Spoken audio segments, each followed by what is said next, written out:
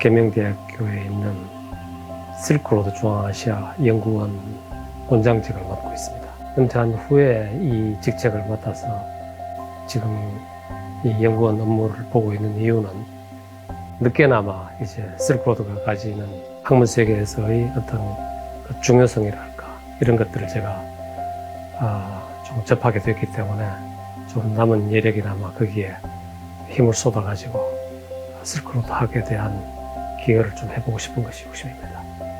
실크로드 교류 국가라고 하면 사실은 대단히 광범한데 주로 이제 중앙아시아를 많이 이야기하죠.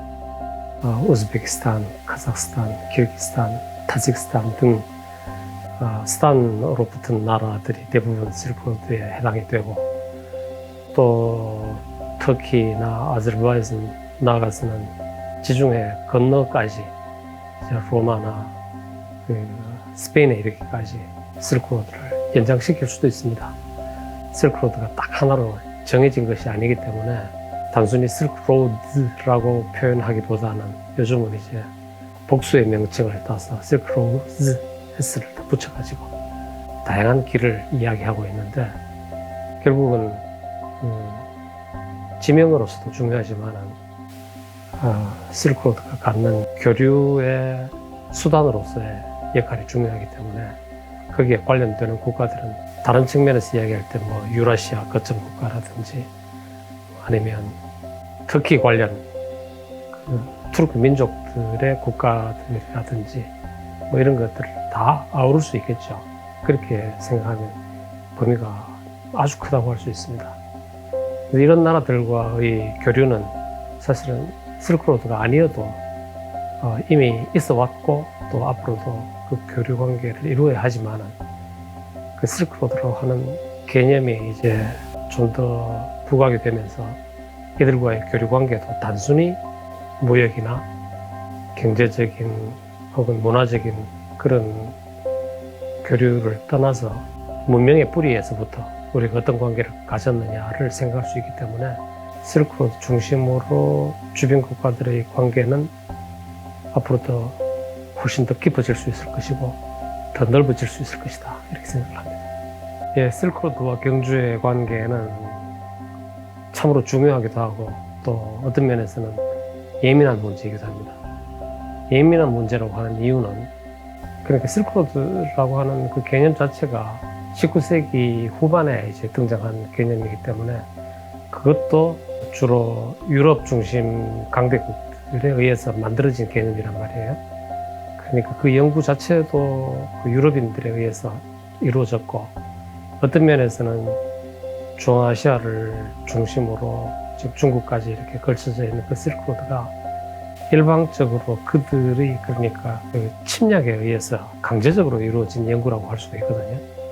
그러니까 당사자들의 입장을 표명할 수 있는 기회가 별로 없었어요.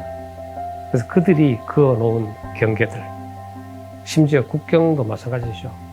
아까 말씀드린 그 중앙아시아 여러 국가들의 국경들은 주로 그들에 의해서 정치적인 목적으로 선이 그어진 채로 국경이 만들어졌기 때문에 사실은 영토 중심으로는 실크로드를 이해하는 데 한계가 있죠.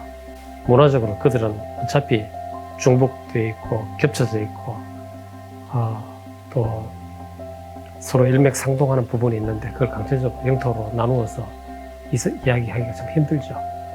이제 그런 과정에서 실크로드의 경계가 어디까지 이루어졌느냐 하면 중국의 시안까지 그리고 서쪽으로는 우리 입장에서 봤을 때 서쪽으로는 터키, 앙카라 혹은 뭐 이스탄불 여기까지 혹은 뭐 더 넓게는 아까 말씀드렸듯이 로마 또 북아프리카에까지 상정할 수 있겠습니다만 어쨌건 동쪽으로는 시안에서 끝나버렸어요.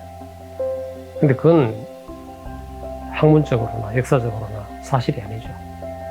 시안을 거쳐서 동쪽으로 그러니까 오늘날 우리가 말하고 있는 서해 혹은 황해를 건너서 한반도를 건너서 일본까지 이제 실크로드의 연장이 이루어져 있었죠, 이미. 근데 그건 실크로드 학문에서 연구의 대상으로 고려되지 않았었습니다.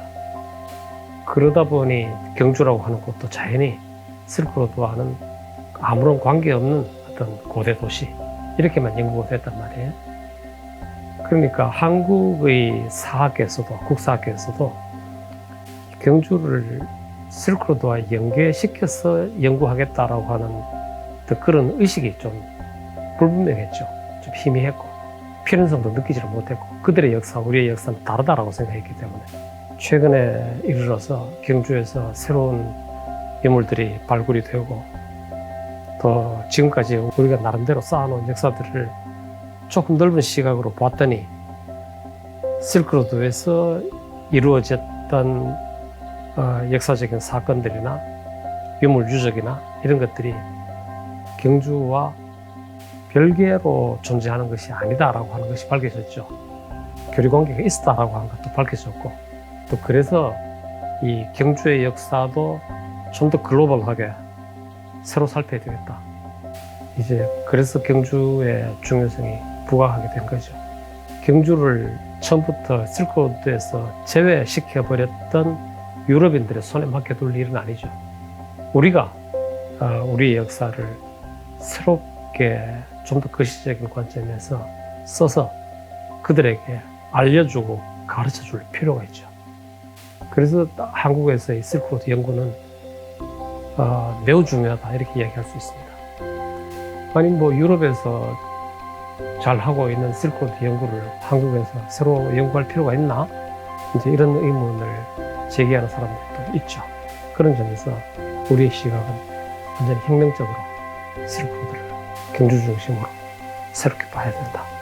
한국 역사는 단순히 경계선상 안에 있는 한반도 역사가 아니고 세계사 속에서 새로 읽혀져야 된다라고 하는 당위성을 충족시킬 수 있는 그런 연구가 되어야 된다 이렇게 생각합니다.